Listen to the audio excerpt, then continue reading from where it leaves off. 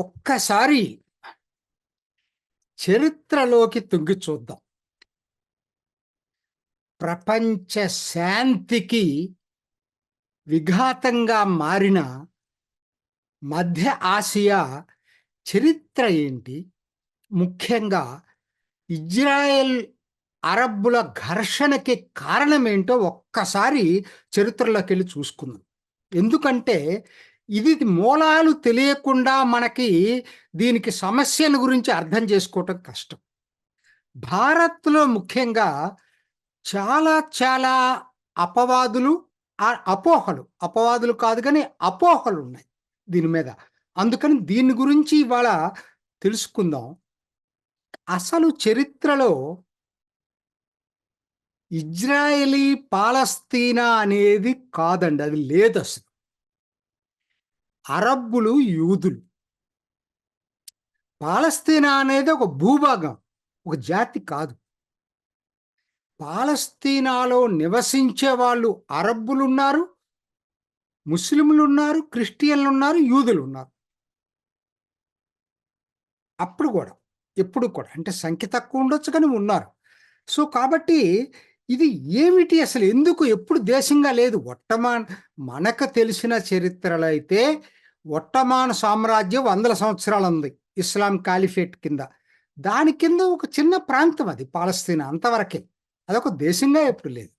So, కాబట్టి దానికి మరి ఎందుకు ఈ గొడవలంతా ఎందుకొచ్చినాయి? ఏమిటి అనేది ఒక్కసారి చూద్దామండి. ఏమీ లేదు. దీనికంతా కూడా ఏందంటే 20వ శతాబ్దం మొదట్లో, 19వ శతాబ్దం చివరిలో, అంటే ఈ యూరప్ క్రిస్టియన్ సమాజం, ప్రధానంగా అది క్రిస్టియన్ సమాజం. సో, కాబట్టి వాటిని మనం విస్మరించలేం. తప్పదు, ఇటువంటివి కూడా మనకొస్తాయి. ఎందుకంటే క్రిస్టియన్ సమాజంలో యూదులంటే ఒక మతపరంగా వ్యతిరేకత అనేది తీవ్రంగా ఉండేది ఒక మూమెంట్‌లో. అసలు వాళ్ళని అసలు చంపేసేయాలన్నంతగా దీంట్లో ఉండేది. సో, అది వాళ్ళని వేధించటం. ఇలా వాళ్ళేందంటే మనకి ఏంటి ఈ గతేంటి? మనల్ని మనం గూడా మనుషులమే గదా! మనల్ని మనుషులుగా ఎందుకు చూడటం లేదని బాధించినప్పుడల్లా వాళ్ళకేమనిపిచ్చేదంటే, మనకంటూ ఒక భూముంటే ఇదంతా గొడవుండదు గదా! అని వాళ్ళకు మత గ్రంథం ఉంది గదా! ఆ గ్రంథంలో ఏదైతే పవిత్ర భూమి అని చెప్పుకుంటున్నారో, అక్కడికే వెళ్దాం. చావో, బతుకో అక్కడే బతుకుదాం మనం అని చెప్పి, కొంతమంది 20వ శతాబ్దం మొదట్లో అక్కడికి ఆ పవిత్ర భూమికి వెళ్ళటానికి మొదలుపెట్టారు. చాలా అతి కష్టం. అదేదో సరదాగా ఇప్పట్లాగా ఫ్లైట్లు లేవు. ఎట్లా పడితే అట్లా వెళ్ళటానికి లేదు.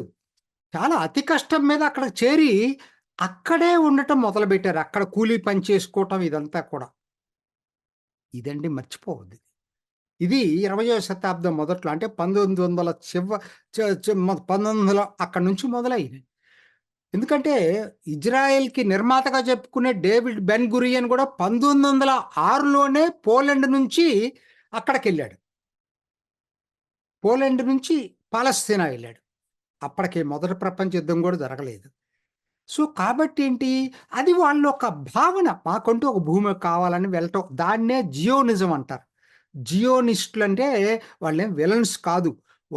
వాళ్ళకి బతకటానికి మనకెందుకు, ఏదో మనకంటూ ఒక భూమంటూ ఉండాలని అక్కడికెళ్ళటం జరిగింది. అదేం ఒక దేశము కాదు.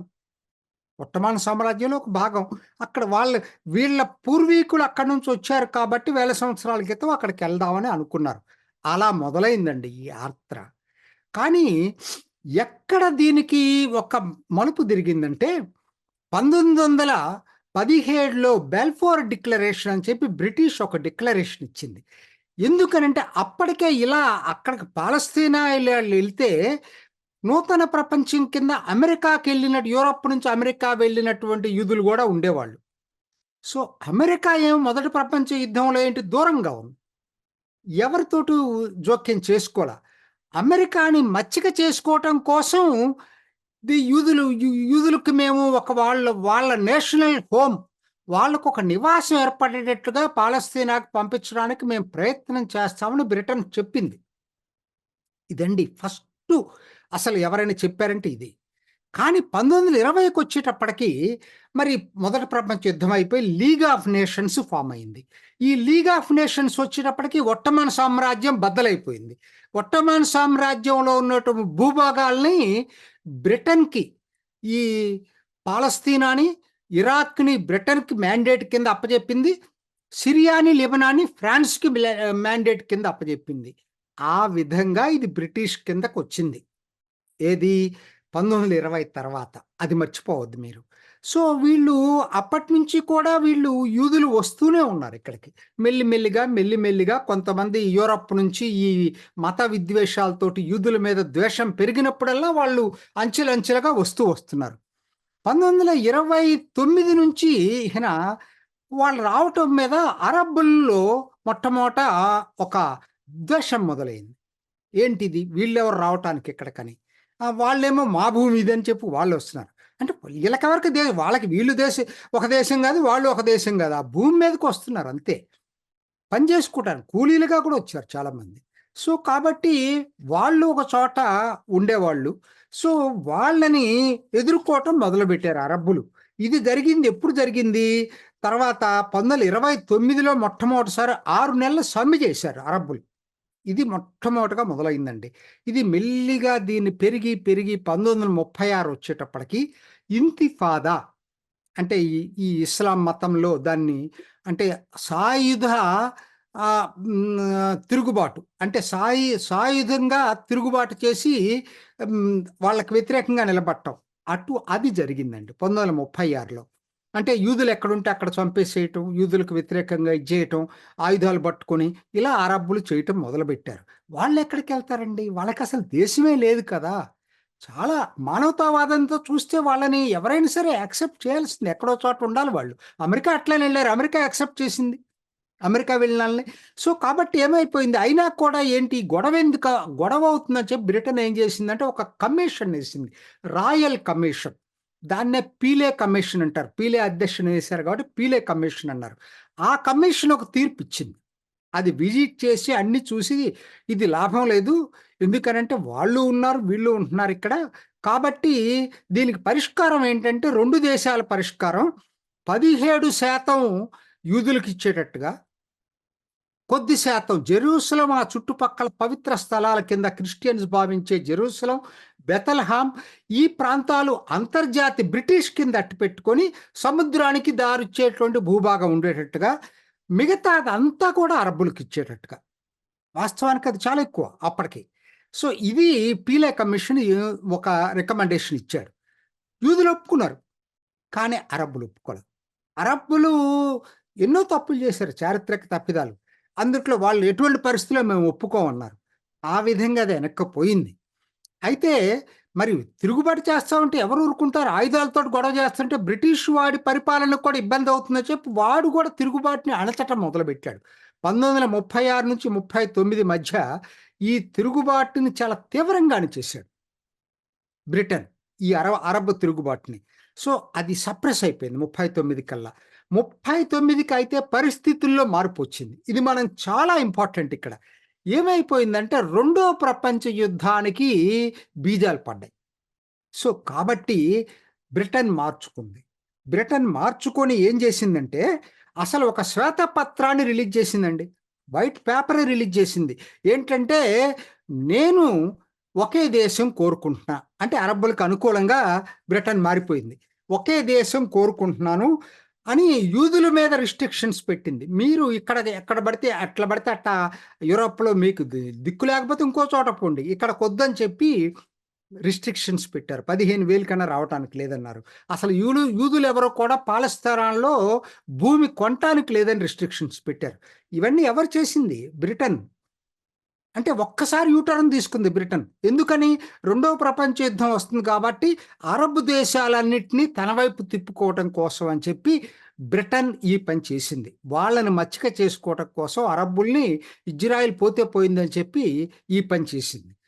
చాలా ఆశ్చర్యపోయింది. యూదులందరూ కూడా ఇదేంటిది మరి వాళ్ళు బాల్ఫోర్ 1917లో అలా చెప్పి ఇలా చేయటం అని నిజం చెప్పాలంటే వాళ్ళు గెరిల్లా పోరాటం చేశారండి. ఎవరి మద్దతు లేదండి వాళ్ళకి. వాళ్ళకి ఎవరు మద్దతు లేదు. వాళ్ళకేందంటే వాళ్ళ స్ట్రగుల్ ఫర్ ఎగ్జిస్టెన్స్, వాళ్ళు ఎక్కడికి పోతారు? పోవటానికి ఏం లేదు కదా వాళ్ళకి. వాళ్ళది ఎక్కడో చోటే, వాళ్ళకి ఇంకా ఇక్కడ తప్పితే ఇంకెక్కడ పోయినా వాళ్ళని చంపేస్తున్నారు యూరోప్‌లో. సో, అప్పుడు ఈ రెండవ ప్రపంచ యుద్ధం జరిగే టైంలో యూదులు ఒకవైపు బ్రిటిష్‌ని మద్దతు ఇచ్చారు. ఎందుకంటే హిట్లర్‌కి మద్దతు ఇవ్వలేరు కదా! అదే టైంలో ఇక్కడేమో లోపలేమో పాలస్తీనాలో బ్రిటన్‌కి వ్యతిరేకంగా ఫైట్ చేశారు. రెండో ప్రపంచ యుద్ధం అయిపోయేటప్పటికి పరిస్థితి చాలా తారుమారైపోయింది. ఎందుకనంటే మీకందరికి తెలుసు హోలోకాస్టు, హిట్లరు 60,00,000 మంది యూదుల్ని గ్యాస్ ఛాంబర్స్‌లో చంపేసాడండి. అవి అసలు కంటిన్యూయస్‌గా పనిచేసినియి. నిరంతరం 60,00,000 మంది యూదులు చనిపోయారండి. Can you believe? మనుషుల్ని అంతమందిని చంపేస్తే ప్రపంచం మొత్తం నివ్వెరపోయింది. అప్పుడు వాళ్ళ మీద సానుభూతి ఏర్పడింది ప్రతి వాళ్ళకి కూడా. అయినా బ్రిటన్‌కి ఏర్పడలేదు. వాళ్ళేంది బలవంతంగా ఓడల్లో బయలుదేరిపోయి పాలస్తీనాకొస్తున్నారు. బ్రిటన్ మధ్యలో ఓడలను ఆపేస్తుంది. వాళ్ళని అరెస్టులు చేస్తుందిక్కడ. ఎవరైనా గొడవ చేస్తుంటే 2,700 మంది పొలిటికల్ లీడర్స్ అందరిని అరెస్ట్ చేసేసింది ఇజ్రాయెల్‌లో. అప్పట్లో అది చాలా పెద్ద పెద్ద ఫిగరే. సో, వాళ్ళు చాలా నిర్బంధాలు తీసుకొచ్చింది. దీనికి వ్యతిరేకంగా వాళ్ళు గెరిల్లా పోరాటం చేశారు. ఎవరి మద్దతు లేదండి. వాళ్ళే గెరిల్లా పోరాటం బ్రిటన్‌కి వ్యతిరేకంగా చేశారు. మర్చిపోవద్దు మీరు వాళ్ళు. కాబట్టి అందరూ ఏమనుకుంటున్నారంటే బ్రిటన్ మద్దతుతోటి ఇజ్రాయెల్ ఫార్మ్ అయిందనేది. కాదు. వాళ్ళు ఎక్కడి దాకా ఎళ్లారు. రైళ్లు తగలబెట్టారు. రైళ్లు పేల్చేశారు. బ్రిడ్జీలు పేల్చేశారు. చివరికి 46లో Britain British army headquarters జెరూసలంలో ఒక హోటల్‌లో ఉండేది. ఆ హోటల్ మొత్తంలో బాంబులు పెడితే 90 మంది చచ్చిపోయారు. ఇదంతా ఎవరు చేశారు? యూదులు చేశారు. చివరికి చేతులెత్తేసాడు. అసలు మేము ఉండలేము. మాకనవసరం ఇది. మేమెళ్ళిపోతాం. అప్పటికెటు బ్రిటిష్ బలహీనపడింది రెండో ప్రపంచ యుద్ధం. భారత్ కూడా అదే విధంగా ప్రకటనిచ్చింది. ఇజ్రాయెల్‌లో కూడా అదే ప్రకటనిచ్చింది. అంటే పాలస్తీనాలో ఇప్పుడున్న. మేమెళ్ళిపోతాం అని చెప్పి ఫిబ్రవరిలో ప్రకటనిచ్చేశారు. ఐక్యరాజ్య సమితికి అప్పజెప్పారు. లీగ్ ఆఫ్ నేషన్స్ లేదు కదా! ఇప్పుడు ఐక్యరాజ్య సమితి ఉంది కదా! అప్పటికే 2 సంవత్సరాలయింది ఫార్మ్ అయ్యి. ఐక్యరాజ్య సమితి 45లో ఫార్మ్ అయింది. సో, 47లో వాళ్ళకి అప్పజెప్పారు. ఐక్యరాజ్య సమితి ఒక స్పెషల్ కమిటీని అపాయింట్ చేసింది. 11 మందితోటి. ఆ కమిటీలో భారత్ కూడా సభ్యురాలు.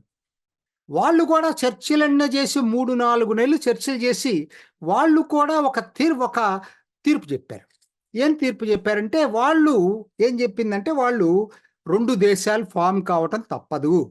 యూదుల దేశం సెపరేటు, అరబ్బుల దేశం సెపరేటు.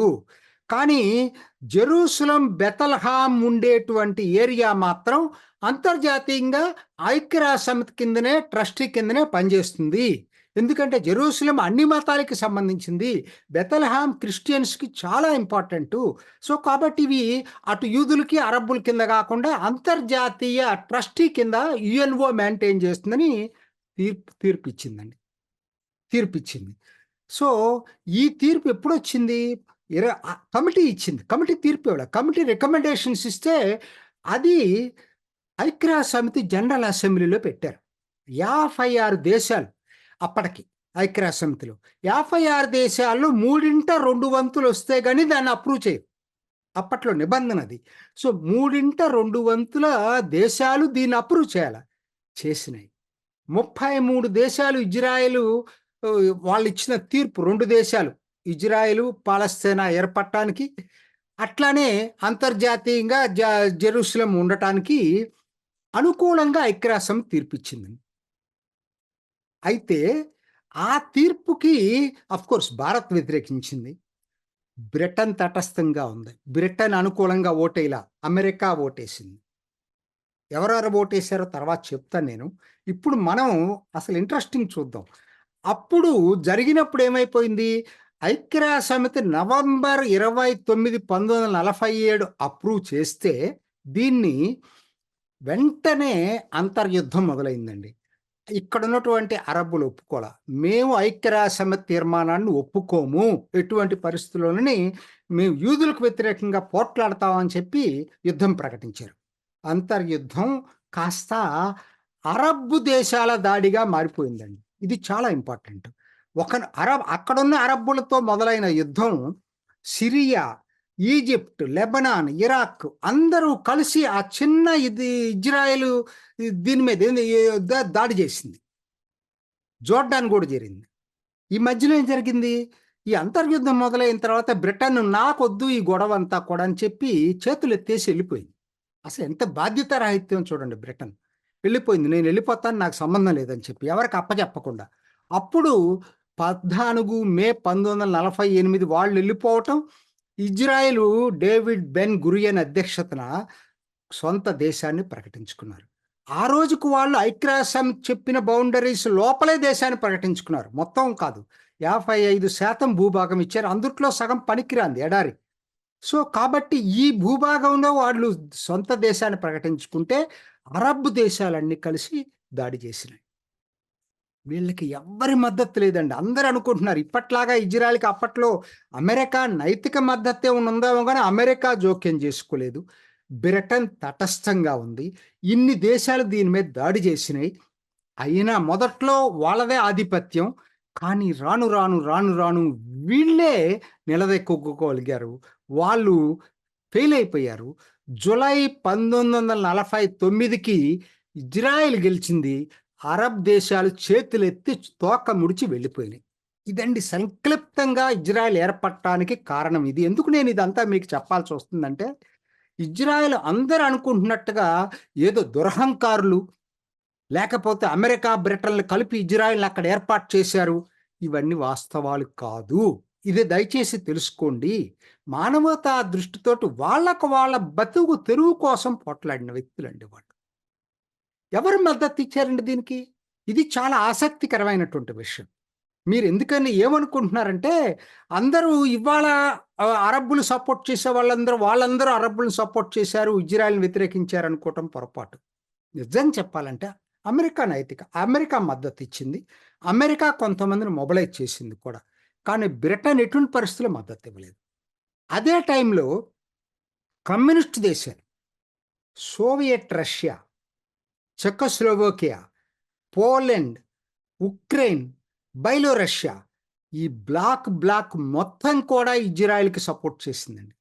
ఆశ్చర్యపోతారు మీరు. 1947 మే కల్లా కూడా సోవియట్ యూనియన్ డిసైడ్ చేసుకుంది. ఇజ్రాయెల్ ఏర్పడటం కరెక్టు. యూదులకి ఎక్కడో చోట భూభాగం ఉండాలి. ఎక్కడికెళ్తారు? వాళ్ళ పవిత్ర భూమి కింద వాళ్ళు ఉన్నారు కాబట్టి దాన్ని, ఎందుకంటే ఇప్పుడు ఉదాహరణ అండి, ముస్లిమ్స్ ఉన్నారు. ఎంత చెప్పినా మక్కాకి ఏదైనా జరిగితే మక్కాకి వెళ్ళాలని కోరుకుంటారా లేదా? జీవితంలో ఒకసారి వెళ్ళాలని కోరుకుంటారు.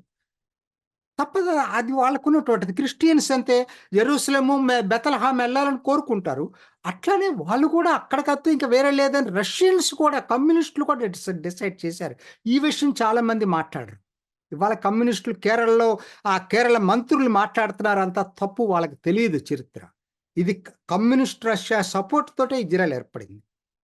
ఎందుకంటే తర్వాత భా నిజం చెప్పాలంటే ఏషియా దేశాల్లో ఎవరండి అన్ని మీకు ఏషియా దేశాల్లో ఉన్నటువంటి Afghanistan, Iran, Iraq, Lebanon, Pakistan, Saudi Arabia, Syria, Yemen ఇవన్నీ వ్యతిరేకించినాయండి. 33 దేశాలు అనుకూలంగా ఓటేస్తే 13 దేశాలు వ్యతిరేకిస్తే 10 తటస్థంగా ఉన్నాయి. ఈ 13 దేశాలు ఎక్కువ భాగం ముస్లిం దేశాలండి. ఇక్కడ మళ్ళీ టర్కీ, ఇంకెక్కడ ఉంది, ఈజిప్టు, ఇవన్నీ కూడా వ్యతిరేకించినాయి. ఏషియాలో వ్యతిరేకించిన ముస్లింలు కాని దేశం, ఏకైక దేశం భారత్ అండి. జవహర్లాల్ నెహ్రూ పుణ్యం అది. కమ్యూనిస్టులు మద్దతు ఇచ్చారు, కానీ జవహర్లాల్ నెహ్రూ మాత్రం మద్దతు ఇవ్వలేదు. జరిగింది ఇది. అందరూ చాలామందికి ఈ విషయం తెలియదు కూడా. అది ఆ తర్వాత అలా మీకు ఆశ్చర్యం ఏంటంటే, అసలు వాళ్ళకి ఆయుధాలు లేవండి. అమెరికా సపోర్ట్ చేయలేదు, బ్రిటన్ సపోర్ట్ చేయలేదు. సోవియట్ రష్యా అనుమతితోటి చెకోస్లోవేకియా దగ్గర ఆయుధాలు కొంది ఇజ్రాయెలు. కాబట్టి ఆయుధాలు కూడా కమ్యూనిస్టులయే. చాలామందికి ఈ విషయం తెలియట్లేదు అనమాట. అట్లనే ఇది నేను ఎందుకు చెప్పాల్సి వచ్చిందంటే, ఈ చారిత్రక తప్పిదాన్ని ఎవరు సరిచేశారండి? పివి నరసింహారావు, అటల్ బిహారీ వాజ్పేయి సరిచేశారు తప్పితే అప్పటిదాకా చేయలేదు.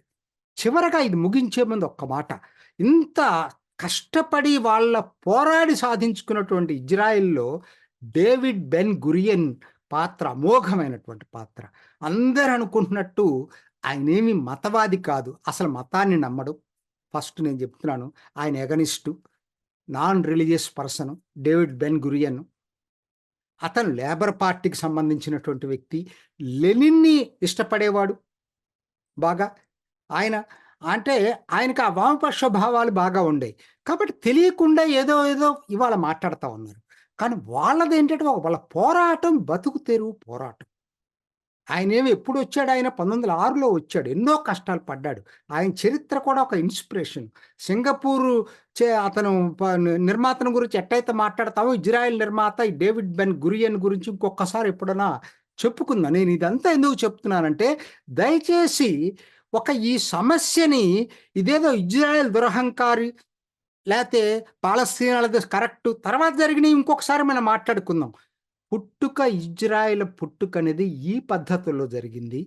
బతుకు తెరువు కోసం జీవన్మరణ పోరాటం యూదులు చేసింది. చూసారు కదండి. మరి ఈ వీడియో కనుక మీకు నచ్చినట్లయితే ఒక లైక్ కొట్టేసి మీ అభిప్రాయాన్ని కూడా కామెంట్ బాక్స్లో తెలియజేస్తూ ఇలాంటి ఇంట్రెస్టింగ్ అప్డేట్స్ కోసం మా ఛానల్ని సబ్స్క్రైబ్ చేసుకోండి.